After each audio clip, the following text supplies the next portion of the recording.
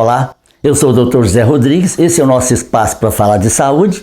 A palavra de médico hoje é essa. Eu vou mostrar o lado prático desse precioso recurso que se chama jejum, como fazer, quem deve fazer, as contraindicações, benefícios e limitações. E como eu sei que esse assunto te interessa, clica no like e vamos ao nosso tema. O jejum é praticado em todas as civilizações da Terra há milênios. Como tradição de cura, o jejum tem uma longa história. Hipócrates, 410 anos antes de Cristo, disse: comer enquanto você está doente é alimentar a doença. De fato, vemos que quando estamos doentes, nosso corpo não pede alimento. O jejum adquiriu maior destaque a partir de 2009 com esse trabalho, que comparava dois grupos de macacos réis, um grupo fazendo um tipo de jejum e outro grupo alimentando normalmente. Com o passar do tempo, viram que o grupo de macacos que faziam jejum se mostrava mais saudável e mais jovem. Isso inspirou o biólogo japonês Yoshinori Ohsumi, que em 2016 ganhou o Prêmio Nobel de Medicina por suas pesquisas com jejum e autofagia, que é a forma como nossas células se reciclam digerindo seus componentes internos. E problemas com esse mecanismo de autofagia estão por trás de doenças como Alzheimer, Parkinson, diabetes e câncer. E a palavra jejum tem significado amplo. Na área da nutrição, ela pode significar desde uma restrição relativa de um item alimentar até a abstenção alimentar completa. Jejum pode ser uma técnica terapêutica, um método, uma filosofia prática, mas jejum não é dieta.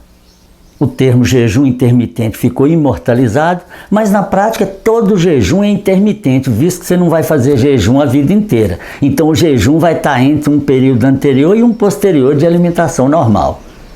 Portanto, aqui eu vou falar de jejum ou de jejum intermitente para seguir o senso comum. Existem muitos protocolos de jejum e aqui eu vou abordar os dois mais populares, mais estudados e mais conhecidos e mais praticados, porque eles representam todos os demais. Um é chamado protocolo 16/8 e o outro é protocolo 5/2. Eles têm outros nomes, inclusive nome em inglês, mas basta aqui essa identificação. E para os nossos exemplos, vamos considerar 3 refeições diárias. O café às 8 da manhã, almoço ao meio-dia, jantar às 20 horas. Até porque não é a quantidade de vezes que você come por dia que compromete a sua saúde. É a qualidade do que você come. E além do mais, quanto mais você se aproxima de uma comida de verdade com a restrição sensata de carboidratos, você vai tendo cada vez menos necessidade de comer com mais frequência. Então vamos dar o exemplo aqui de 3 refeições diárias para explicar a questão do jejum. No 16/8 clássico, são 16 horas de jejum e 8 horas de janela para você alimentar. Mas, claro, que dependendo da refeição que você for pular, esse tempo pode variar. Por exemplo, imaginando um jantar às 20 horas e um café da manhã às 8, se você pular o café da manhã e for almoçar meio-dia, isso vai dar 16 horas de jejum. E depois de meio-dia até as 20 horas, são as 8 horas que você tem para se alimentar. Esse é o 16/8 clássico. Mas você pode pular outras refeições. Vamos imaginar que você pule o almoço. Na hipótese do café da manhã às 8 e jantar às 20, que você pula o almoço, são 12 horas de jejum e outras 12 em que você pode se alimentar. E se você saltar o jantar, tem muitos especialistas que acham que esse é o melhor método de jejum para emagrecer. Se você saltar o jantar, imaginando o almoço meio-dia e o café da manhã às 8 da manhã do outro dia, nesse caso está dando 20 horas de jejum, e então ficaram 4 horas para você alimentar, que é o horário do café da manhã até o almoço do dia seguinte. O protocolo 5/2 é considerado o mais terapêutico. 5 dias na semana alimentando normalmente e 2 dias inteiros não consecutivos para jejuar. Ou seja, 24 horas de jejum em 2 dias na semana não consecutivos. Tem que ter pelo menos um dia de alimentação normal entre os dias de jejum. Durante o jejum intermitente, de fato você não vai ingerir nada sólido. E há 6 opções de líquidos que você pode ingerir durante o jejum que não quebram o protocolo. Água comum, na temperatura que você preferir, água gasosa ou gaseificada, A água saborizada, que é a água com fragmentos de frutas ou vegetais para dar o sabor na água. Isso tem uma quantidade ínfima de caloria e de carboidrato e não quebra o protocolo do jejum. E ainda a água com a pitada de sal, que é utilizada quando a pessoa sente algum mal-estar durante o jejum, que, como eu vou falar mais na frente, tem a ver com a adaptação à situação fisiológica de cetose. O quinto item que pode ser ingerido durante o jejum intermitente é o café puro, sem açúcar nem adoçante. E o sexto item são os chás de ervas em geral, chá verde e também chimarrão. O Guinness Book registra o maior jejum da história. Foi feito pelo escocês Angus Barbieri a partir de junho de 1965, que durou 382 dias de jejum, sem comer nada sólido, tomando apenas água. Nesse período ele perdeu 60% dos seus 207 quilos e voltou para 83 quilos que ele manteve pelo resto da sua vida. O recorde de Barbieri nos faz ver que a questão de quanto tempo podemos aguentar sem comer é complexa. Na história do homem, a gente vê que o jejum é biologicamente natural ao nosso organismo. Até porque há vários benefícios para a saúde em substituir como fonte de energia a glicose pela gordura. E isso eu vou mostrar mais claramente num vídeo animado. Pela abundância de carboidratos no planeta e no nosso organismo, nossas células acabam utilizando mais a glicose como fonte de energia. Mas não porque nosso corpo prefira a glicose, que é uma fonte de energia poluente. Nosso corpo utiliza a glicose para retirá-la da circulação, convertendo-a em triglicérides, pois ela é tóxica para o organismo, e para deixar a gordura, que é a fonte mais nobre de energia, para armazenamento e reserva.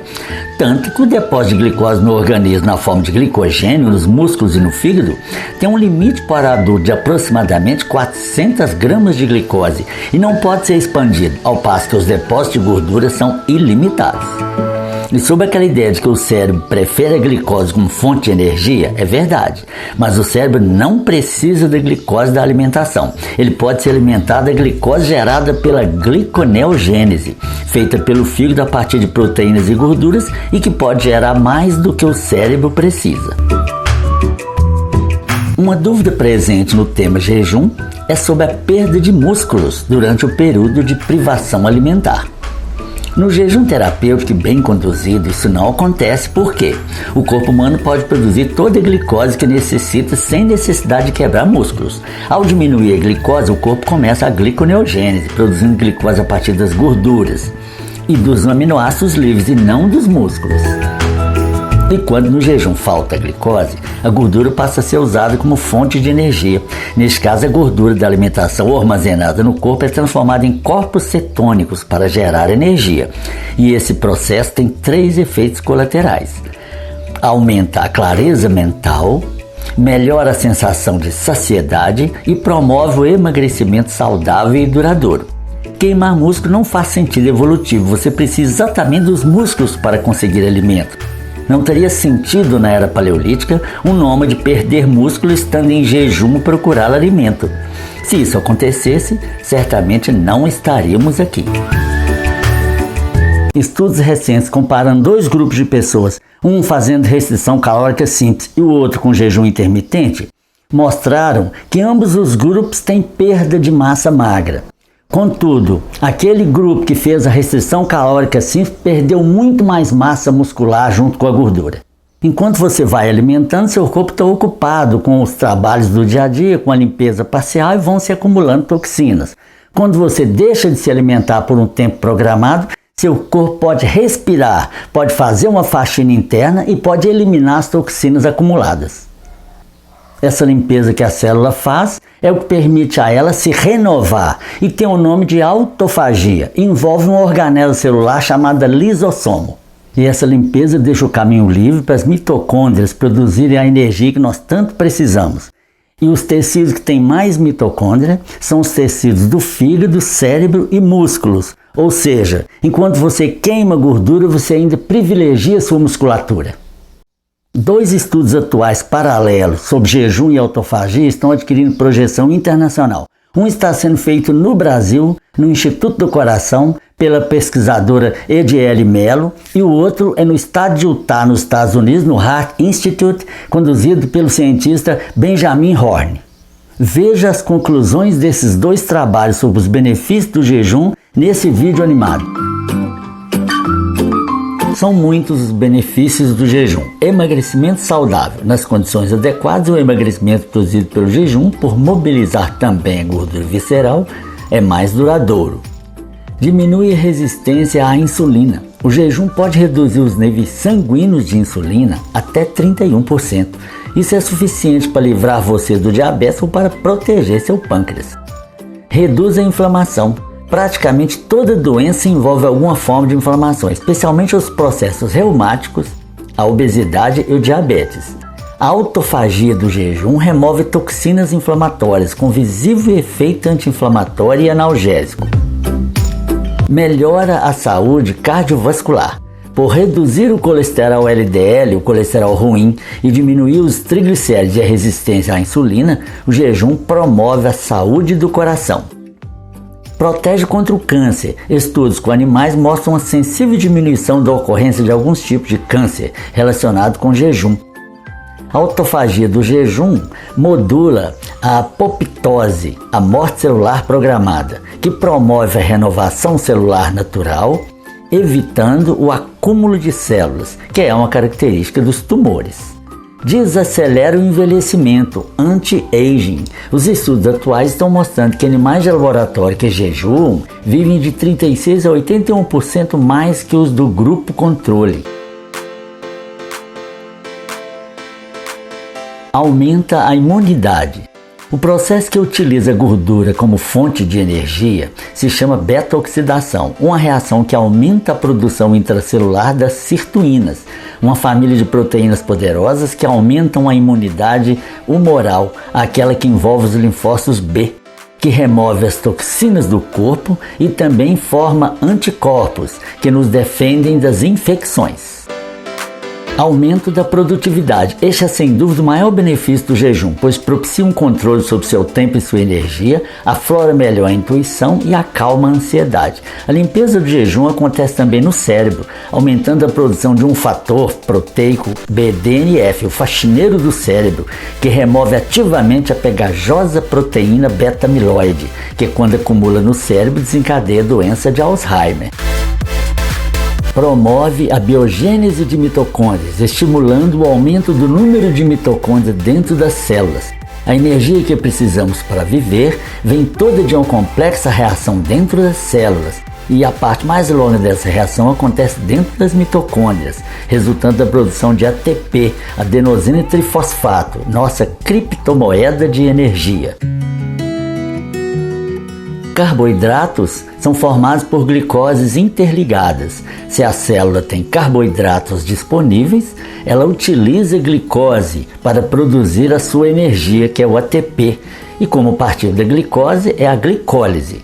A gordura é feita de ácidos graxos, e se não houver glicose disponível, a célula usa ácidos graxos para produzir ATP. É o que acontece no jejum. Se não há carboidratos circulantes, a energia do corpo passa a ser produzida a partir da gordura, tanto visceral quanto subcutânea. Essa via de produção produz também os corpos cetônicos, é a chamada cetose. E a cetose do jejum não tem nada a ver com a cetoacidose diabética, uma condição perigosa para os diabéticos. A cetose representa uma adaptação do organismo ao jejum e é o que ocorre com os animais que hibernam, como os ursos. Ela é responsável pelo hálito diferente e algum mal-estar que possa ocorrer no jejum, mas a cetose, mesmo em pequeno grau, desencadeia reações orgânicas que estimulam a produção de novas mitocôndrias. É como se as células festejassem o banquete de ácidos graxos, agora disponíveis na ausência da glicose. É a biogênese mitocondrial, e quanto mais mitocôndrias você tiver no corpo, mais saúde e longevidade.